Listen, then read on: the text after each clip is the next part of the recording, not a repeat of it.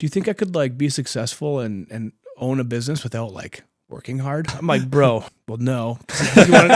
Hey, what's up, guys? Welcome to the Millionaire Misfits podcast. I'm Eric Stewart. This is Dan Edwards. Our mission is to turn everyday misfits like us into millionaires like them. We're excited to finally drop episode number 1. We had Carter Brewer. He is owner and operator of a successful window company here in Fargo and also just started a bathroom remodel company. High achiever, high energy, very smart guy. Great conversation. You guys aren't going to want to miss that. Dan, tell him. Yeah, Carter was awesome to have on. Super chill dude and like just totally open about talking all of his past, how he got started, all this stuff. And you guys are definitely going to want to stick around for this one. He talks a lot about his kind of early days sort of misfit period. Yeah, he went through a rebel. Creepy. Yeah. They're going to want to hear about. Yeah, so I'm excited for this one because I kind of related to that a little bit. But he talks about how he turned everything around and just really like provides a lot of motivational stuff. You guys are going to want to hear this one. Let's stop wasting time. Let's get into it. Let's get into it. Let's go.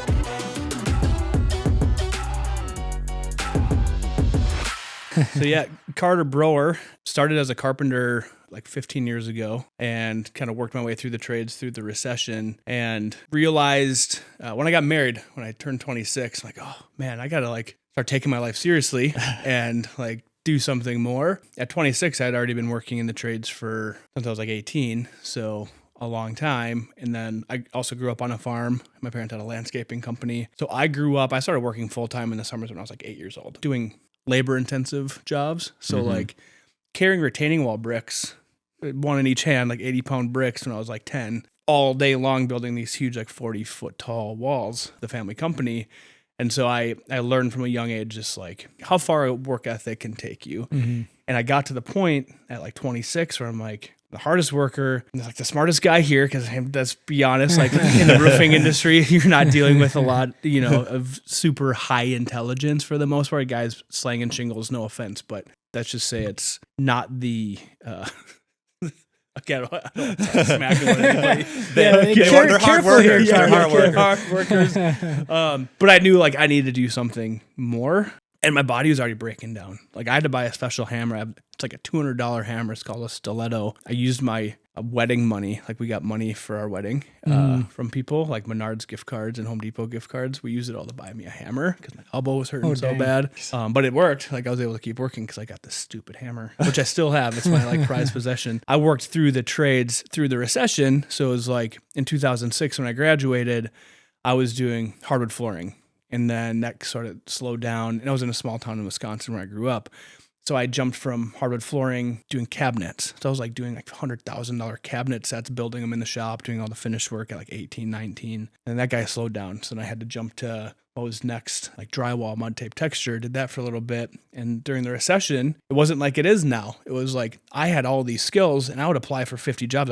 Couldn't get a job. Like nobody was hiring really. And so I just would keep on just to stay busy. I'd learned everything from like framing, sheetrock, mud tape, texture, painting, high-end finishing, and like cabinet shop building cabinets. So essentially you give me a foundation of a house, pour the foundation, I can build the whole thing, and then call the mechanical trades in to do their thing. I can do top to bottom. Wow. So I learned all these skills, and I was working like Monday through Thursday, 10-hour days at my regular carpentry job. And then we were doing a side job. I was building a cabinet set. So I was staying up, come home. My partner, who I worked with in the day job too, my business partner at the time, he like built the cabinet pieces, and he'd bring them in his back of his car, in his trunk. He'd give them to me, and I'd bring them home, go into my basement and like sand them down, do all the finishing. Cause that was my thing. Like I'm really like the high detail stuff. That's what I'm really good at. He was good at the building. I'm good at like the detail. And I'd work till like midnight. And that week I'd put in like 85, 90 hours. I can't maintain this. I can't keep working like this. And also my bank account's like, it's not reflecting the work that I'm doing. Yeah. So I'm like, all right, I have to do something different. And so the next week I started applying for sales jobs. And I just knew through like the side work that I had been selling, I'm pretty good with people. Like found out later I was underbidding everything. That's why I was selling it all. That's why I wasn't making any money. Learned that one the hard way.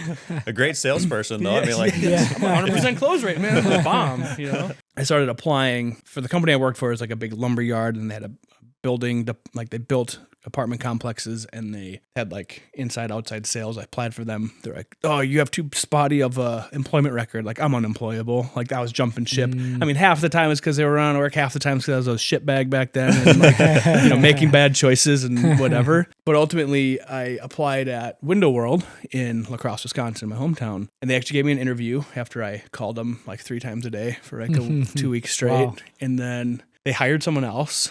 So I just kept calling. They didn't even tell me they hired a different guy. I just kept calling. They were like ghosting me. And finally, they're finally like, we could just got to hire this guy to get him off our back. Yeah. And so I came in, that would have been 2015, 2016. And with my background in construction, I got hired as a salesperson, but they had me running installs a couple days a week, typically 1 day a week, at least like 3-4 days a month, because I had to learn the back end and how the installs worked. Is a little different than how I had ever done anything. And so I was selling, managing my sales, managing the boss's sales, because he had been in business for like 10 years. Like, he didn't need to be working. He's pretty well systemized, but I was always around, so I kind of took that on, helping manage the warehouse, working with the office guy. Like a month later, we were down at the corporate office, and 5 months after that, we had our franchise and we opened. Oh, wow. So it was just like a whirlwind thing. My wife and I, well, on top of all the side work I was doing and my job, we were also remodeling our house. It's like our credit cards were maxed out. Like, I was out of money. Like, what the fuck are we going to do? But we're just like figuring out ways to make things work. Yeah. Like, we lived in we had it gutted to studs for like a year. Like, Dang. we had like Tyvek surrounding our bath. We had a bathtub with like a Tyvek wall. Like a man. house wrap or House something. wrap, basically, like plastic, and like Dang. lived in that and no lights. Yep. And Holy. we basically got rid of everything we owned, and we got a truck and a trailer, like a used Ford 2500 for like 10 grand. Got a 16-foot enclosed Vinos trailer, sold off everything else we owned other than what fit into that trailer. Wow. And sold our house and moved to Fargo. Were you finished renovating it or anything, or was it just No. you just sold it like it was? Yeah, and we ended up we got like 12 grand. So like like I said, we were broke. Tons of credit card debt. We had 12 grand. We're like, okay, we can live on this. We're doing the math at that time. We could live on this for like 6 months. Plenty of time. Yeah, we're good. So we got a 1-bedroom apartment. We ended up getting 1-bedroom apartment, moved in, and just launched the business. We had our last 5 grand. So the total investment was about 75,000. My brother took a HELOC out on his house. So he like, here's what we got. And our last $5,000, we went to the TV station and said, we need to cut a TV commercial. We want you to run it as bookends. So 15 seconds at the beginning of the commercial break, 15 seconds at the end of the commercial break. Oh, wow. Just like a perfect timing. Because we opened in August of 2017, Window World here in Fargo. And the ad just popped off. Like, we didn't know. Like, the weekend before we launched, we were like, my brother's like, you guys better like look at getting some part-time jobs, like go like wash some dishes in a kitchen, just something, because we don't know like what's gonna happen. And so we were like doing the old school like newspaper, like back then it was still like circling with a highlighter, like, okay, we can apply here and here. Thank God we didn't, because like Monday morning the phone just started ringing off the hook. It was crazy. As soon as the ad started playing, like, all just from the ad? Just from the TV ad. We like set up our office with like $60 Amazon desks, and they were like came with parts missing, so we had them like jerry rigged together. And like we had people coming in so I lied actually. A news on the way on our drive to Fargo, the Inforum called me and they're like, hey, we want to do an article. I'm like, I don't even know how they found out we were doing this, but okay, talk to them. And they ran the article like a week early, like a week before we opened. So we're like in this office, nothing in there, like literally nothing besides my wife and I putting these desks together, and people start coming in wanting to set up appointments. Like, we didn't have contracts yet. We didn't have anything. Like, Dang. Just a ton of demand. Yeah. So we're like, okay, so I actually sold one, maybe 2 jobs before we even like opened. And I just like literally printed off up on like a piece of paper, like I had like a screenshot of it and just like wrote it out, like, here, sign this. Just figuring it out on the fly. Yeah. And That's so we awesome. sold a couple jobs, and then the first month we ended up selling like 225 windows and did like 200 grand, or no, it was 160 grand in sales. In the first week?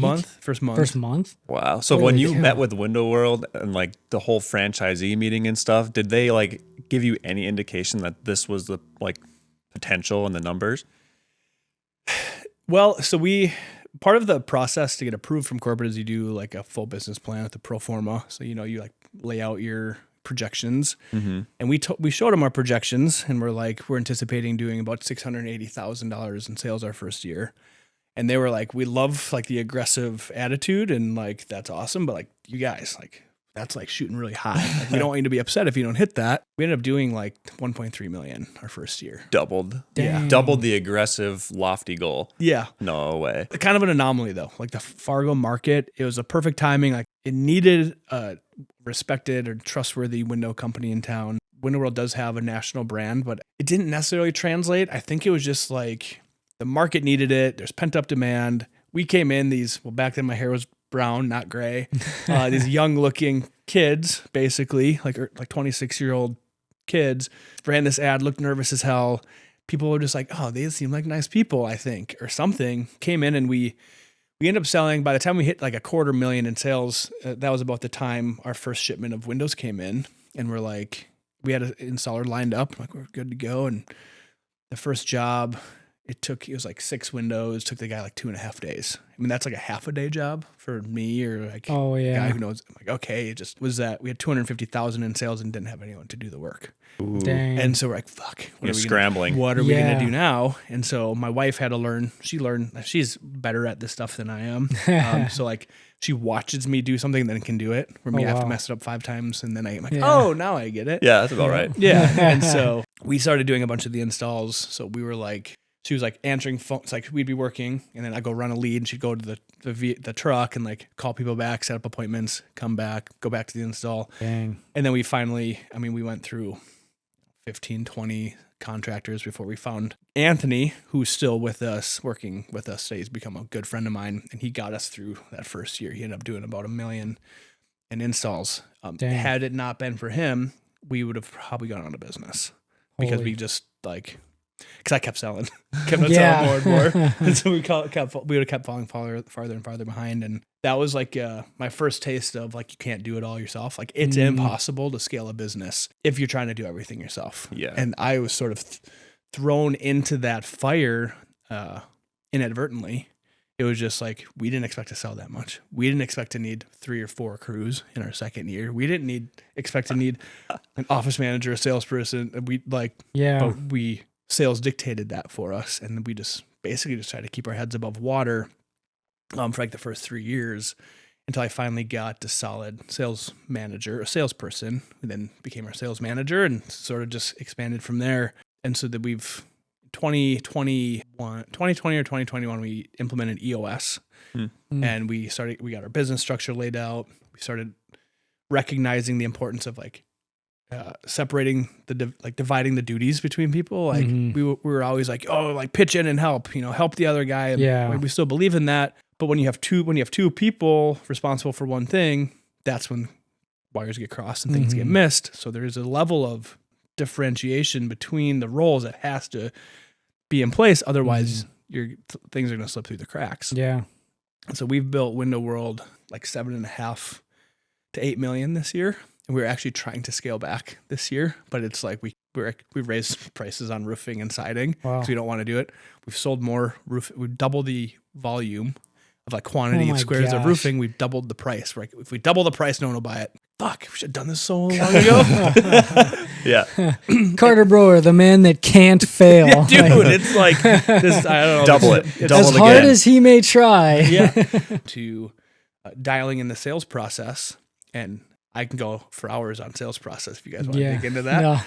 Yeah. But the technology that exists today, it's made it very easy. Like we record every sales conversation and use AI to analyze it. And then we're building a custom GPT that our sales team can practice like talking to a bot. Like I can't overcome the objection. Like I need to talk to my wife. Help me.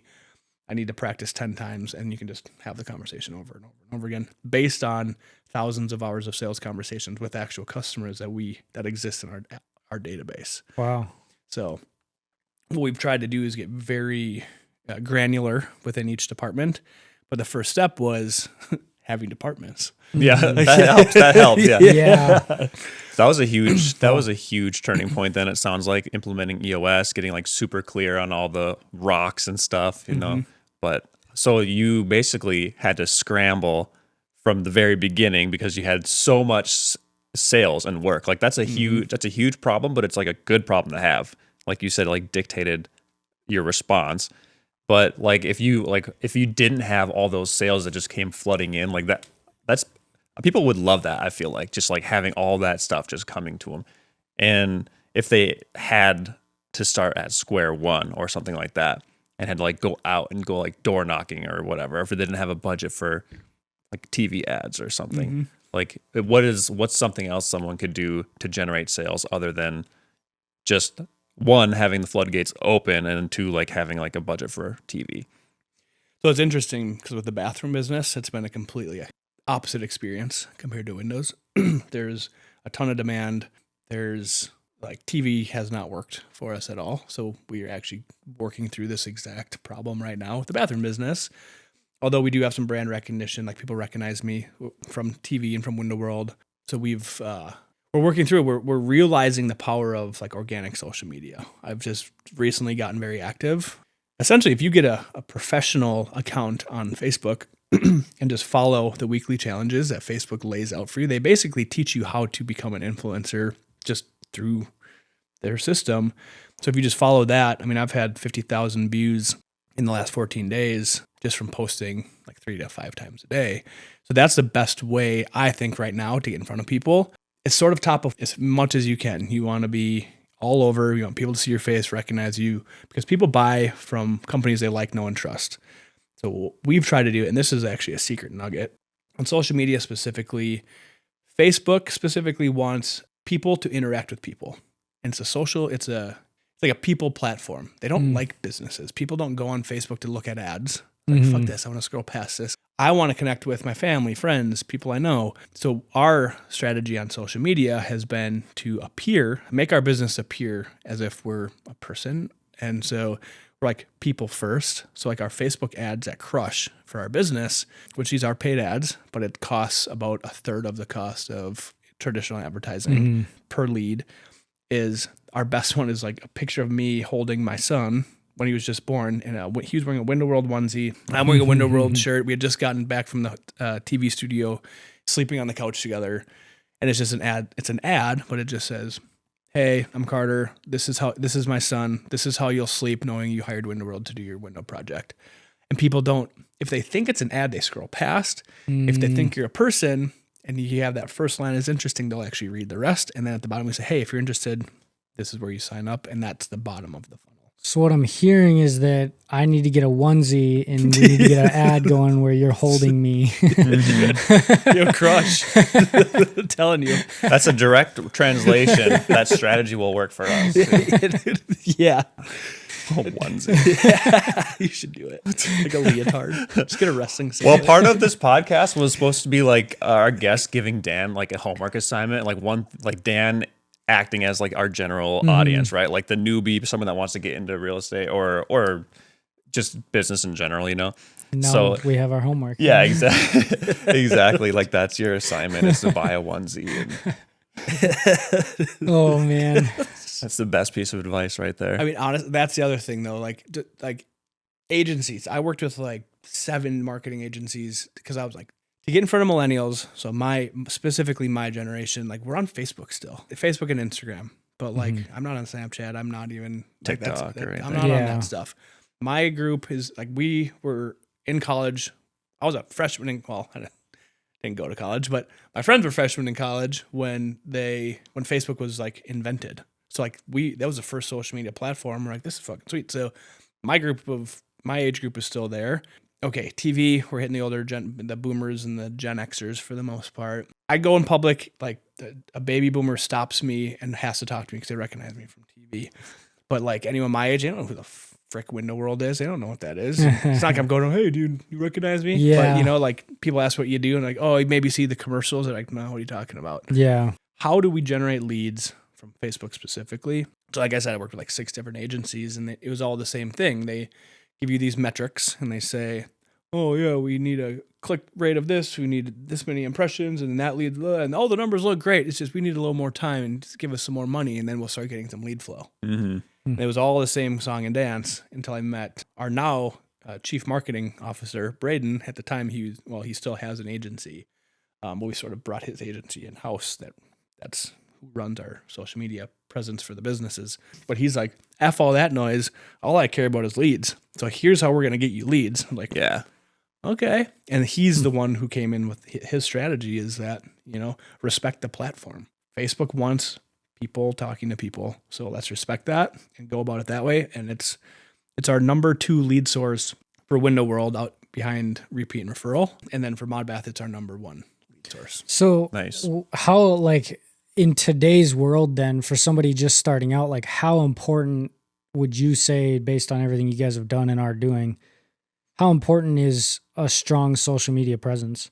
Well, with the rise of like AI, like ChatGPT, we've seen, because Google is always king. Like when I started, it was like Google. Like, you gotta rank on Google. You have to rank on Google. With chat, people are using chat to search. They're using YouTube to search, and so you have to be on Google still. But I think that social media, including YouTube, is going to overtake Google in the next 5 years. So there's probably no better time than now to have, whether it's a social media presence or start building your personal brand. If you have a million followers, you go to hawk any product, anything. You can make millions off of anything because you already have people that trust you. That's the essence and foundation of sales is trust. If you have people that trust you and follow you, I mean, that's the key. Yeah. And so to me, that's where I see the value. And then for the way we're growing our Modbath business with the expansion that we're planning for the next 5 years, the fastest way to get in front of a lot of people around the country is through social media. And so we're really that's why I've become so active, is building out that network that I can then tap into. Having like a personal brand is important, but you can have a similar effect on social media by posting in groups. So if you're into Pokemon cards, but you can go online and there's huge networks of people. And if you tap into these groups, like Facebook specifically, again, you go into a group, you start posting every day, you become like a top contributor. Well, then your stuff gets put out to more of the people in the group. So you can start building that trust and rapport. They start seeing your stuff every day. Then like you guys have been, I didn't know you guys like were following me on social media. I might post something, get 12 likes, but there's also, now with the professional dashboard, I can see 500 people looked at this. They actually saw me. And so, and if you actually take 12 people and put them in a room, like it's a lot. That's actually 12 people in your community or whatever it is you're trying to do. But to answer your question, like what would you do if you had no money? Yeah, like I would definitely start with social media. It's the free way to go. But it's interesting. So between our companies, we'll spend $1 million on marketing this year. That's TV, social media, Google, mailers, billboards. That's about it. $1 million, and 50% of our business comes from repeat and referral business. Oh, wow. So if you're starting with nothing and you're like, I've never sold a side job. I've never done work for myself ever. Obviously it's tough. It takes time to build that up. But once you have a customer base, we do spend money on essentially like drip campaigns for our existing customers. We call it relationship marketing. So we do like special discounts for repeat customers. We send out these. It's actually like a credit card. It's got a credit card number embossed on it, so it feels like a real credit card gift card. We send them twice a year. We send 2 of them. Say, here's one for you, one for your friends, and that's like a 10% up to $500 off or something like that. Dang. And that discount is the only discount that we offer, and we give like $100,000 and not specific. But that's led to $4 million in business from repeat and referral customers. So it's like, So if I'm starting my construction business with my partner from scratch, basically, he's got a ton of experience, but what you're saying is like get a bunch of social media content out there because it's free and it's the personal side. And then like Google reviews, like that's still huge. And you build your way up to paid ads and stuff as you scale, but like there's still a lot of power in the free marketing. There's all kind of options for people that have more time than money, or you go home at night and you do it like while you're watching TV. You could just be answering advice on like Facebook groups. I do that for like short-term rentals and stuff. And it even helps because it's self-educating. It's reinforcing the stuff that you already know but might have forgot. And like you're teaching other people. And it's also like good content ideas because if you're answering questions in like Facebook groups and stuff, odds are you could answer that same question in the real form and then just put it on Facebook, and all these followers out there had the same question too. Like, how do I install a window? Like most people don't know, probably. Yeah, most people don't. And what's cool, or the way I try to do it too, is like go on social media, provide value, like be putting valuable content, whether it's educational, entertaining, like entertainment has value too, right? So like, don't make it all, if you're just constantly like spouting out business advice, like people are like, like this guy's just like lecturing me. I don't want, like my post today, like flopped. Provide the value, and like Alex Hormozi's books, he's probably got the best stuff out there right now on just marketing in general, like how to create an offer, how to get in front of people. Can't remember the exact number, but it's like post, like value six value posts, and then have an offer. And like, for example, I was posting for like 7-8 days, and my offer, it's not necessarily an offer, it's an ask. So my ask was, hey, I need people, I'm looking for plumbers, installers, GMs, blah, blah, blah. My essentially the main office staff for my bath business in these different markets. Shoot me a DM if you know anybody who might be interested. I got like 10 DMs, but it's because I built that trust with people for, I've been posting every day for a year, but I just recently started really increasing the frequency of the content. And so I was shocked. I was like, oh man, it's like, I'm doing an ask. Is it too soon to do an ask? And I did. I'm like, oh, holy crap. Like, you don't realize the impact you're having. Even, like, dude, I have like 4,000 followers on Facebook. It's not like I have this huge following or something like that. But like I said, 50 people can run a $100 million company. So, So I think I've heard like 1,000 true fans is all you need, like dedicated people that are buying from you or interested in helping you. Can't remember if that was Seth Godin, might have been. But yeah, man, that's crazy. The power of social media, and just doesn't even have to be good. Like your stuff is good, and it has a lot of variation. I'm watching it, and like one day it's like, here's 8 reasons you should choose Mod Bath, and then it's just like all about people first. Like every one of the 8 reasons is like our people are the best. Like our processes, we future proof it. It's like all these like value add things to a potential client. But like the next one might be you like refinishing some cabinets in your garage with your daughter or something, like, it's just like that personal touch. People kind of like forget that you're kind of selling stuff, because you're not. It's just like, I'm adding value. I'm giving you some insights into my personal life because there's a human being behind this business. And it just happens to be Window World, So if you want windows, like, me. And if you're posting 3 times a day, which is free and kind of easy. I don't want to say easy because like when I'm trying to post, I'm second guessing everything I say. Like my voice sounds horrible. I'm bald as hell. Like I got to start wearing hats. Like I don't want to be a hat guy, and just like all these insecurities, but 90% of all those fears of like posting and putting yourself out there, and you're worried about what, like it's probably nothing, Like you just start posting, you'll stay top of mind, you'll get leads, you'll get a network. And I'm trying to tell Dan, like, network is your net worth too. The more people that have a vested interest in trying to help you out, like you have access to them, their expertise, and their entire network too. So like after this podcast, we're buddies. You text me like, hey, a plumber. I'm like, yeah, I got 3 plumbers. I got you. It's just like, it makes life so much easier. All these connections, and social media just like adds rocket fuel to that. And to add to that, there's a book that changed my life by Dan Sullivan and Ben Hardy, Dr. Ben Hardy. It's called Who Not How.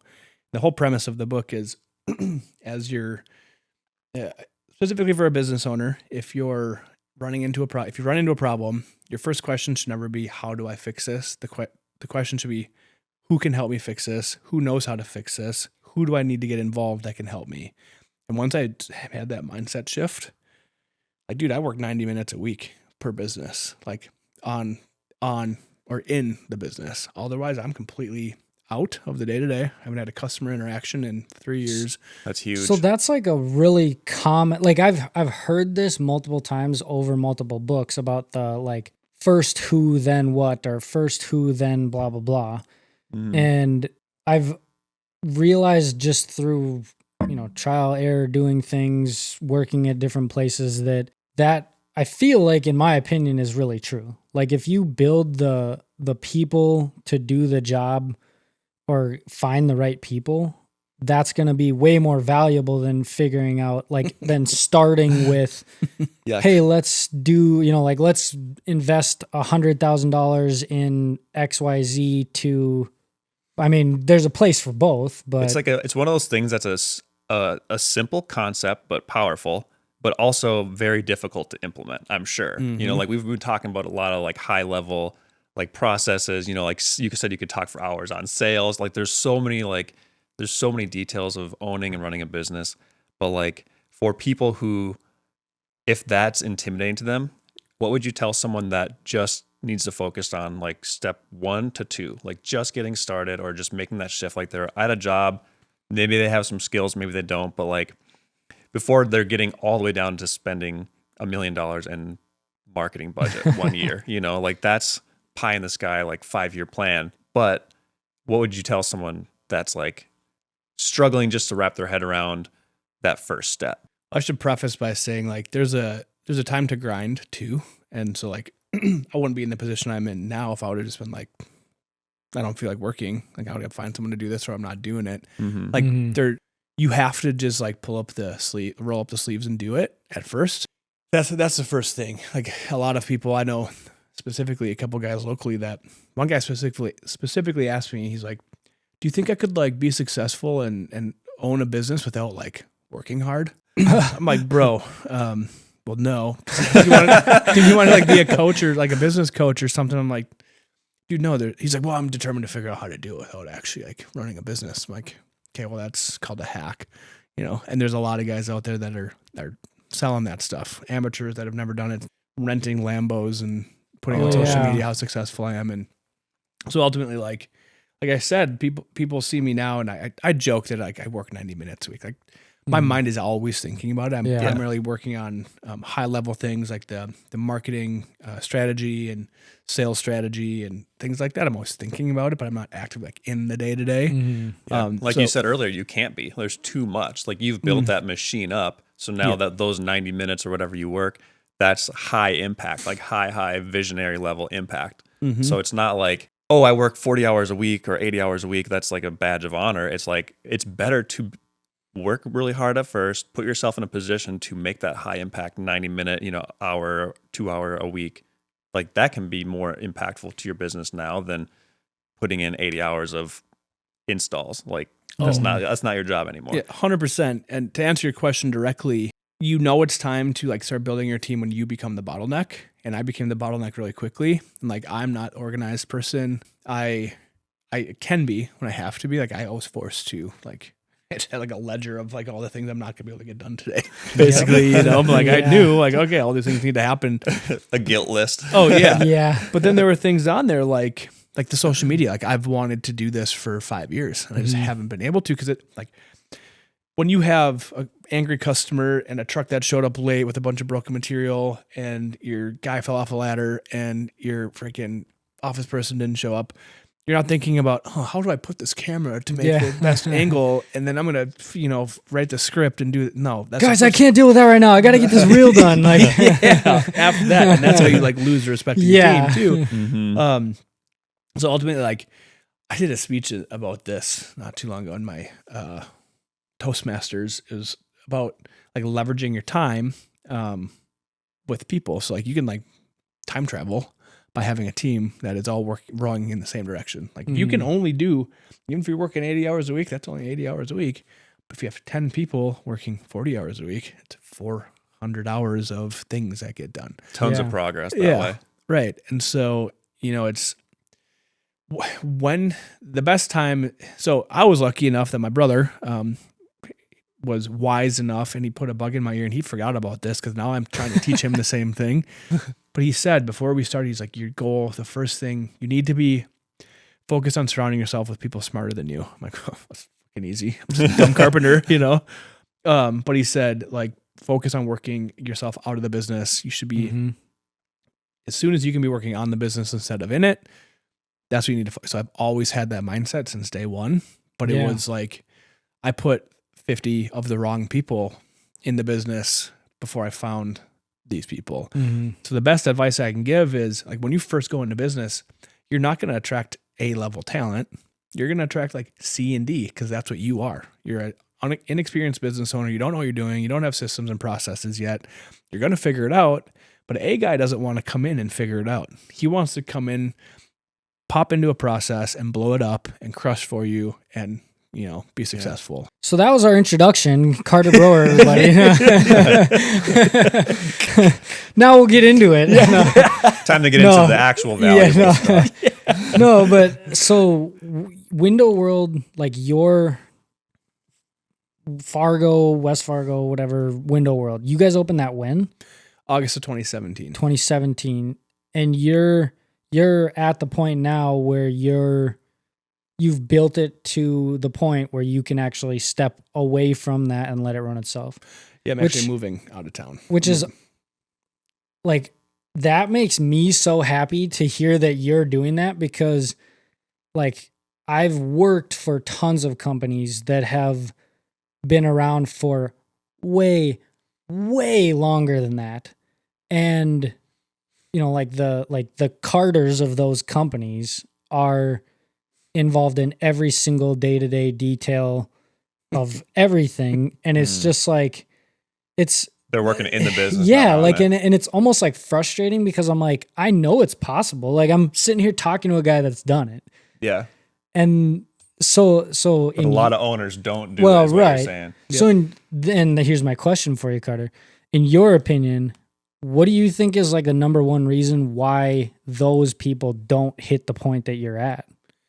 It's a control thing. They've probably slowly built the business up, and they've built themselves as the owner of every single system. Like it's their baby. It's built around themselves.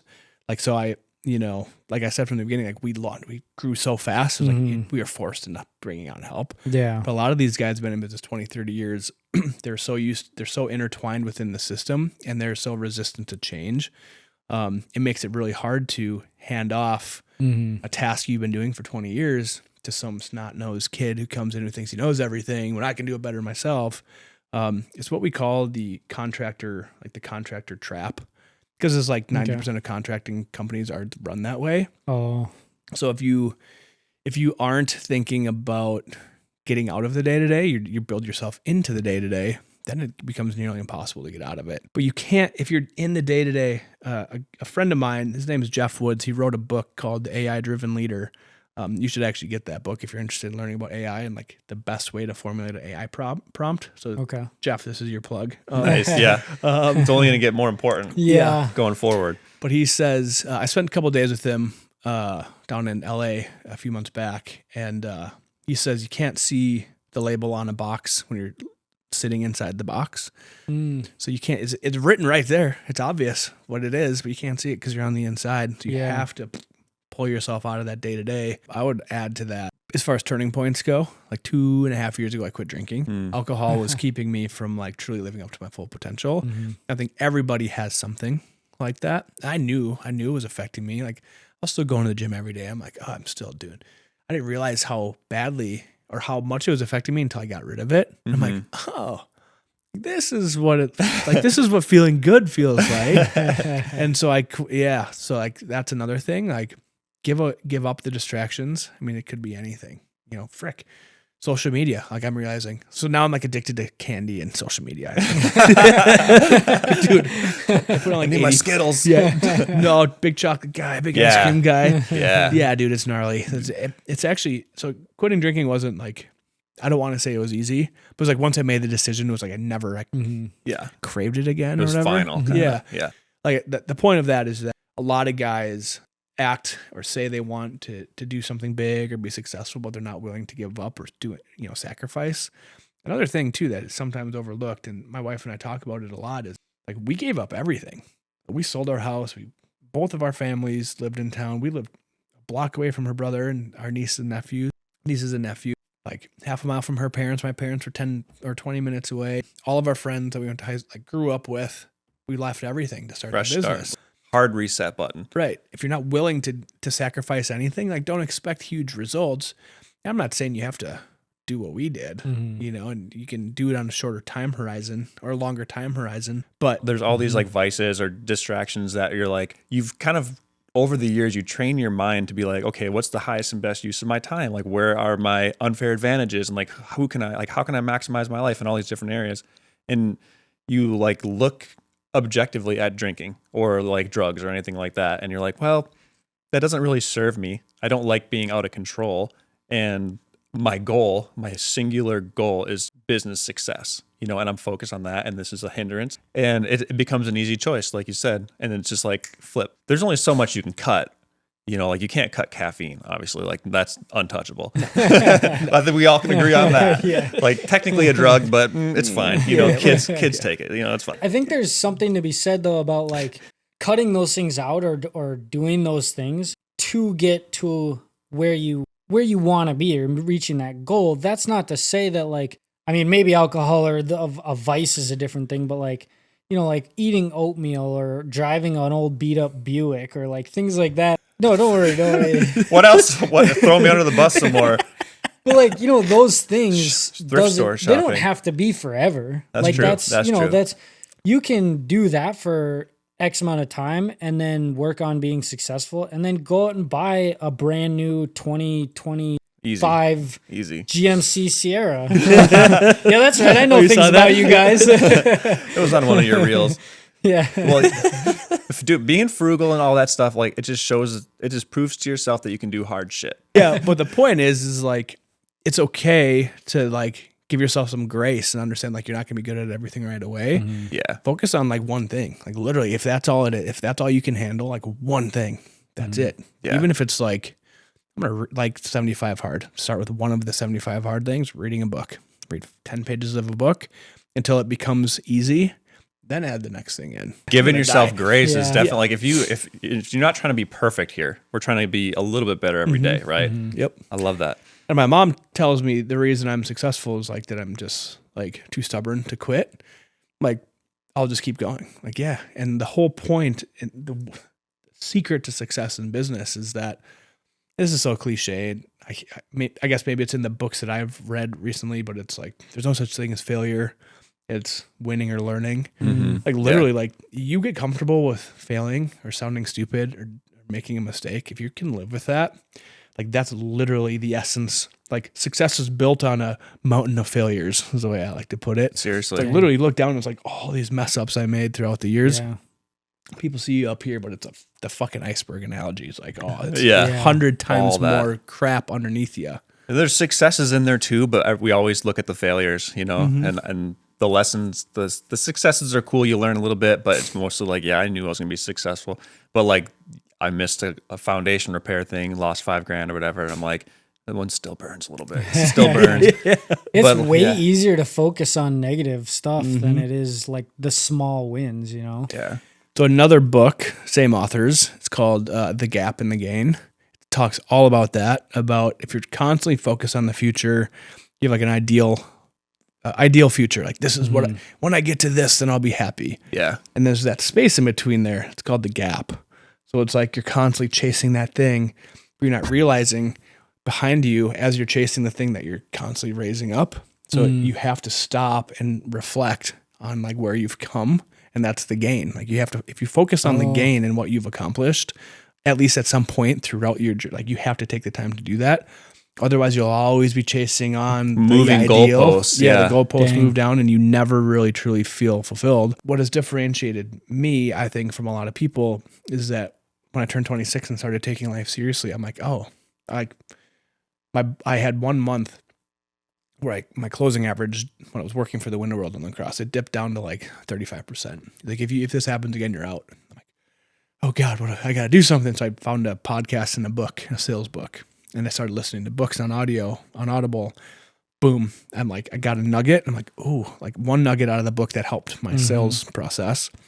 I'm like, ooh, like I actually like learning about this stuff. I actually like learning. Like, oh, okay. And now if you look at my Audible account, I've got like 300-400 books. And then I've like, I can't listen to like self-improvement books anymore because it all sounds the same to me because it's all the same ideas repackaged. And so, most people, they get your 4-year degree and then they stop. They get their job and then they're like, I don't know what's next. And they try to like climb the corporate ladder maybe, or a lot of them are just like, I'm fine. Like I've done what everyone told me made me successful. So, so I was like I said, I came from like as low as you can be. Like I didn't go to prison or anything. I don't have any felonies. Yeah. I could have. I was looking at like 40 years potentially. Damn. Prison time. Like if they threw the book at me, I was just like, That's it. Yeah, No, I'm just kidding. as rookie numbers. But thankfully, I like completed the probation and like I had felonies, they all got dropped. But that just to give you some context, it's like where I truly started from, like the bottom. Yeah. And then slowly just like made a series of better decisions. Like, stop doing dumb shit and start taking life seriously. And then continue building my education. I haven't stopped learning since I was 26, which is 12 years solid of, I listen to music once in a while in my truck, but most of my learning happens just in my truck driving. Yeah. And I'll rip out a book on an airplane, and I can absorb if you can absorb one nugget per book and you read 100 books a year, that's a big difference. So I think that's the trap that a lot of people fall into and why people just get stuck in their job. For me, I always had like a voice in my ear telling me I was like, you're going to be rich. You're going to be a million. Like, I don't know. And I guess I now recognize that as like drive. And I guess some people just aren't. I was lucky enough my parents had, the business, like saw like entrepreneur, like what that meant, even though they were of the mindset, work harder to succeed. And it ultimately didn't work out for them. So I was able to learn that lesson from like, a freshman in high school. I got to see how that didn't work out. But yeah, something always told me like, you're meant to do more. And then that same voice is what got me to quit drinking, I think too. Like, dude, you're smarter than this. Like, take control of your life and do something about what your problem, So the wisdom part was so huge, like the knowledge versus wisdom, or like the intelligence versus wisdom, like like conventional path, what they'd raise you up to tell you to do, like school, college, a job, and then go relive the same year over and over and over for 40 years and then retire. Like, fuck that. Yeah, no. No way. No, it's just like, that makes me panicky a little bit. Like I had a day job, project management, $60K a year, like whatever. Like that was the best I had done. And then like some guy, a retired temp worker, had a heart attack and died in the back, like assembling boxes in an assembly room. And I'm like, I cannot die here. I quit immediately, dude. I'm like, I had a panic attack because I was thinking about it all day. And I'm like, could you imagine dying here? And it just spiraled. And I was like, I got like clammy, sweaty. And I was like, I got to get out of here. But like just confronting the potential, like that potential timeline of Eric, like wasting away at this job, maybe making a little 2% raises if they're feeling generous. Someone else, 36 cents. Yeah. Like, I'd rather have zero raise at that point. Yeah. But like looking that timeline in the face and you're like, ooh, that kind of sucks. Like I have no control over my life. I can't give myself raises. I have no creative control over my like pursuits. And I'm like, it's someone else decides what I'm worth. And I'm like, no, I don't like that. And I had already been doing a little real estate and like you said, just obsessed with podcasts, 2x speed, just like mainlining all this information. Like successful person number 1, all the way to successful person number 400. I listened to all these podcasts and they're just, like you said, they're normal people and they're always willing to help, like give advice because they know how much it can suck getting from like year 0 to year 1. And like I've heard someone say that someone more successful than you is never gonna be like negative or unhelpful. Like it's always the people that are down here that are like throwing shade, but someone like you would always come over and be like, yeah, like just do this, this, and this because, happy to help and I know how much it sucks or whatever. But yeah, that idea of the traditional route, because that's just what you do and you don't think about it, is like not for me and not for us here. And when you like start thinking for yourself and you're like, oh, I just want to invest in my own knowledge. And how do I do that? I have to kind of expose myself to what's out there, podcasts, books, like different lines of reasoning. And you're not studying because you are interested in like, Africa's countries, like in geography in school, you're like looking into how do I build wealth for my family because I have a baby on the way, or like how do I build retirement for my dad and mom because they have literally no retirement fund at all. So you kind of have like, for me, like a motivator was like purpose. Like I wanted to do something significant so I didn't feel like just a nobody, for one. And then like providing for my loved ones, being like a breadwinner. And I'm like, I'm not going to do that making $60K, potentially a heart attack and die. Like definitely would have had a heart attack the next day. But yeah, I mean, it's just like those kind of things, like you do it out of need, but then you that's a powerful motivator. But then you get to a point where you're successful enough where the need goes away, and then there's the why that comes in. Like the other stuff is, what kind of impact do you want to have on your community or like the world or, like just other entrepreneurs, like that kind of stuff. Having a big goal, like you said, keeps you engaged and motivated too. So your story resonates with us, dude. Yeah. Like coming from down here and making it all the way up by a series of better choices is just a great roadmap. Yeah, I really I don't know that I ever heard any of that other stuff when we first met, but like it's very interesting to me listening to you because I'm like, I grew up in a small town, used to do a bunch of dumb shit, like got a DUI, like was on probation for a little while, like all this stuff. But like the whole time I was doing it, it's like I knew, like even when I was younger, I was like, I don't want to work like a 40-hour a week day job doing BS stuff. Like I remember growing up, I used to tell my sister like I was going to own my own tattoo studio because I like was into art and stuff. And I was like, I didn't want like the normal conventional job thing. And like 25, I was running the production facility at my last job and worked there for 4 years. And like, I remember when we first started talking, I was just like, dude, like it's just the same thing over and over. And I'm like, I just feel like I'm plateauing, like, but I know I want to do something bigger, something more. And then one day Eric, like a little fairy godmother, was just like, hey dude, you want to quit your job and come work with me? Like you were the onesie and he wears the fairy godmother. Yeah, there you go. You couldn't have come up with a better analogy. Like, I don't need that vision in people's heads when they think about Millionaire Misfits. Eric, like a king helping out a lowly peasant. There you go. Okay, is that better? Magnanimous overlord. A joker. Yeah, there you go. And the court jester. Yeah. Yeah, I conned you into it. Yeah. But that lifestyle is for a lot of people. Like it's not for me, probably not for us, but like it's fine for a lot. People are okay with that. They don't want to take the risk. They don't want to go gray when they're in their 30s, or they don't want to, like. Hey, all my other brothers are bald, so we could be way worse. Trust me, you could be bald and cold all the time. Well, it's weird. The rest of my body's bald. I have no body hair. It all lives right here.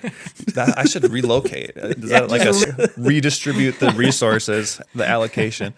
But yeah, my brothers are like, yeah, at least I can grow a beard. I'm like, yeah, you got me there. Like 12-year-old beards are overrated. They'll be in and out.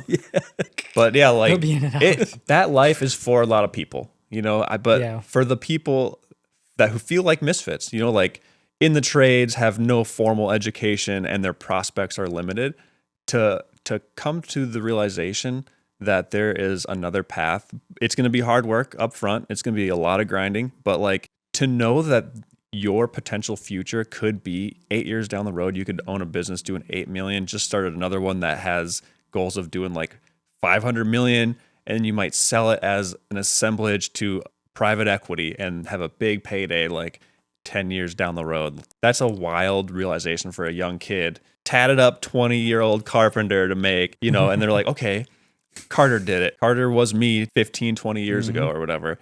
Like I can do that too. Like that's a huge realization for someone to make. And if someone listens to this or sees some stuff on your Facebook or listens to the podcast or whatever and just flips that switch, like if one person does that. I really want to ask, like, what is a misfit moment? We've been tying that in. We've talked about that a little bit already, and you've even kind of touched on some of it, but what was like a moment, I think maybe when you were thinking about starting Window World or were just getting into Window World, where it was kind of like, oh man, like I'm having some serious self-doubt, or I don't feel like I belong in this world, or things like that? I have a great quick one. It's not even a story. Like the hair turning gray thing, like that's for real. Like wasn't really sleeping well, and I don't know if you've ever been in trouble with the law, but like when if you've ever woken up in jail and you're like, oh, fuck, that really happened. Your stomach like sinks. Or an example is like you messed up at home and mom said you wait till your dad gets home. Yeah. And you hear the door open or your dad turn the car off. Like, oh, your stomach like sinks. So that first year I woke up like that every day. Every single day. Every day was a new, like, the world is ending problem. Yeah. So I would say like that first 6 months was like, there was never doubt though. It was like Like we're bought in. We got nothing to go back to. Yeah. Like, we sold all of our shit. Like we're here.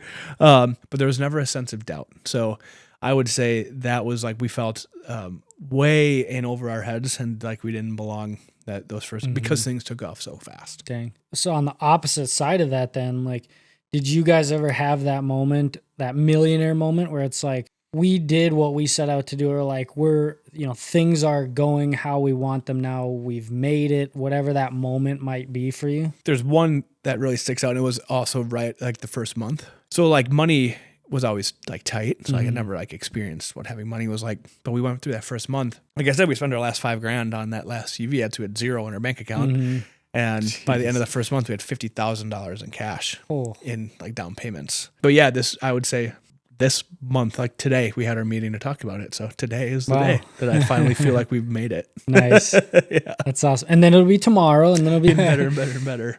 What are like some good books or influencers that you've watched online, or people that, like you could recommend to others starting out to go check out, learn from, listen to what they have to say? Dan Sullivan's books. He's got a bunch of books you can get on. They're shorties too. You can read them in a couple hours or an hour, like a lot of his books. But the books by Dan Sullivan, partnered with Dr. Benjamin Hardy, those are game changers. Dan Martell has a book, Buy Back Your Time. That's a big one. It's a mindset shift. As far as like podcasters for mindset, I really like Ed Milet. He's great. Another book you need to read. So this is kind of woo-woo, kind of like big, getting me out of my comfort zone a little bit, because it's all about the power of your mind. And just another gal from my strategic coach. She's a doctor who is into osteopathic medicine, where it's like mind-body healing. It's a book called Be Your Own Healer by Kim Duramo. It's been a huge game changer mindset shift. I told her that I had trouble with like stage fright and public speaking. She's like, we'll heal you. And so she's like, read my book and then we'll talk. And so that spurred me to just start doing the social media posts. She's like, essentially a trick she taught me outside of the book was when you're talking to the camera, talk to the camera like it's a friend, like it's your best friend.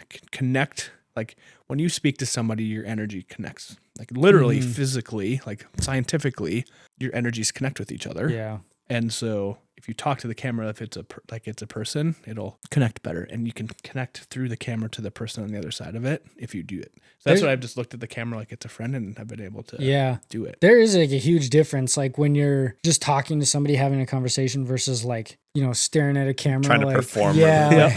Yeah. There is a huge difference there, and that is like a hard thing to do. So I would say those are my books I can think of on the top of my head. Cool. And then for marketing specifically, Alex Hormozy, he's got some good stuff on YouTube, and he's got a couple books out there. Anything he sells, you can also find on YouTube for free. Okay. So he's good. Oh yeah, Alex, $100 million offers and stuff. Yeah, all of his stuff is just super good. Yep. Cool. One last one I should plug. I heard Brian Gottlieb, told you about him. He's on a podcast. The podcast saved the company. It saved my business after COVID. It's called The Wealthy Contractor. So for anyone in construction, it's all about basically raising your prices and trusting yourself that like you can raise the prices if your sales process is dialed in. And we've done that. And we've went from like breaking even most years to we're going to do really well, just literally from listening to that podcast a couple years ago. But it took me a couple years to be able to, implement some of those things. Yeah. But that's a good one too. That's awesome. And yeah, so we'll also plug Mod Bath, installing one day. It's at the whole sales pitch, 1 day bath. My one day, like mod, my one day. That's where we came up with the name. Nice. We're averaging about a day and a half right now. We're still like dialing in the sales process, and the installer or the salesman are selling things that we can do like in a day. And then like just working with the local plumbers and stuff, and like really, so we typically quote 2 days. We'll get it down to a day. I'm pretty sure you're not like putting people out if it's an extra day. Yeah. Like your average contractor, you hire some random guy off Craigslist and they're in there for months, like they're sleeping in your bed at night. They're breaking your window. I know like Legacy Plumbing does really good work, and like I see all your guys' posts and stuff. So like people forward, quality first, like timeless design, like all that stuff is so important. And if you can be in and out in a day and a half, like that's nothing. Like I can go to work, come back, and like it's mostly done. You just got to come and button some stuff up tomorrow. Like, fine. Like, that's wild, dude. That's awesome. And financing, great financing options. So it's like anyone can afford it. It's not cheap. Like it's a big project. Yeah. But we can make it affordable for anybody. And it adds value to your home. So like if it's a $10,000, $15,000, $20,000 bathroom, like that's not just money gone. That's in your home as equity. So when you sell it eventually or refinance or, take a HELOC out, like you're tapping into that a little bit. Yep. It's my little real estate brain coming out. No big deal. And and the designs are like the products we have are so cool. Like it's going to create interest. People are going to want to come and see it. Like I wish I could put it. I'm going to put it in my new house bathroom. They're going to put it in the description, like mod bathroom remodel, mod bath home. Yeah. Lifetime warranty. Yeah. So before we get into like the last plugs, like your social media, all that stuff, and we can do it like me, what is one piece of advice that you would give somebody starting out, or even like me, that I can go try this week, or they can go out, take into the real world this week, just to get them that one step closer to what they want to do, or reaching that next goal along their journey? Take the time to do the internal work and figure it out. Like it took me 2 years to figure this out, but figuring out what it is that fulfills you. Like that has to be the base of your goal or your vision. Because if you're just chasing money, it's going to fizzle out. If you're chasing clout or, I want to buy a yacht or a car or something, that's not going to keep you motivated long enough to actually fulfill it. So truly like doing the deep work and determining what it is that makes you tick and what you love. I did some personality tests, like a disc profile, Colby index. Learning about your brain and what makes you tick through taking these tests can really help you guide you down that path of like deeper understanding of yourself. And so then you can create that vision that falls within like who you naturally are. So to make it easier That's for huge. somebody that might be listening, what's like one test that they could go do right now, or like tomorrow? Probably the disc profile is probably, yeah. Do they just search that online or what? Yeah. I mean, typically you have to pay for them. It's like $40 or something. But the Colby, I think it's the Colby. It's like, it would never change. It's like like your internal motivators is it teaches you that. And once I learned that, it also gave me some like back to the grace thing. I was like, okay with the fact that like, I'm never going to be Sam, but Sam recognizes because he took the test too. He's never going to be me. We need each other. Yeah. And so understanding yourself better helps you also determine like who you need in your corner to help you. Because then you can stay in your unique ability or stay in your lane of like your expertise, and if everybody's aligned where they belong, and that's why our company is where it is. We did our EOS meeting.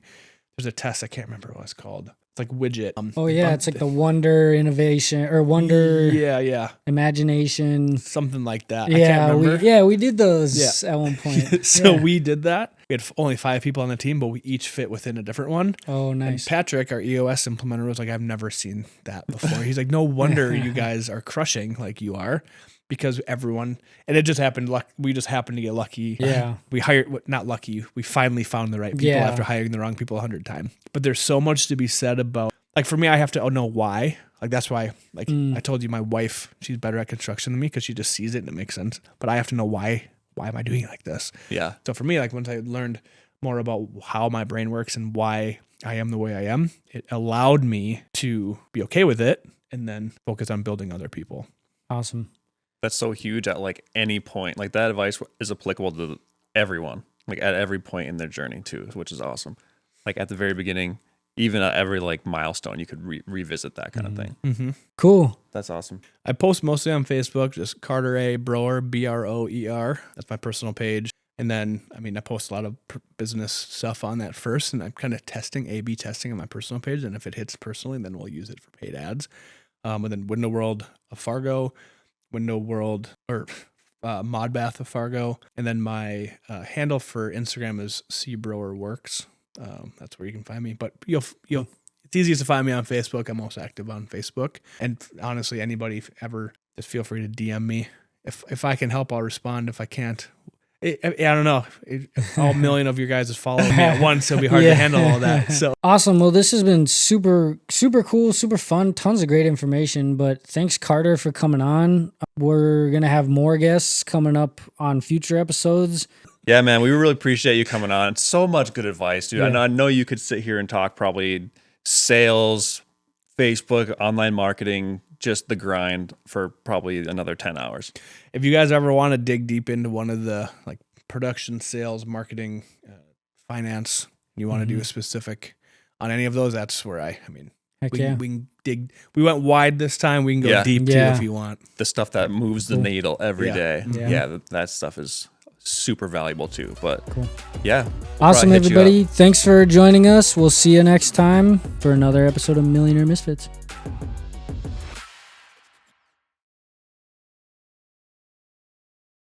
Then one day, Eric, like a little fairy godmother, was just like, "Hey, dude, you wanna quit your job and come work with me?" Like, couldn't have come up with a better. He wears a fairy yeah, there you go.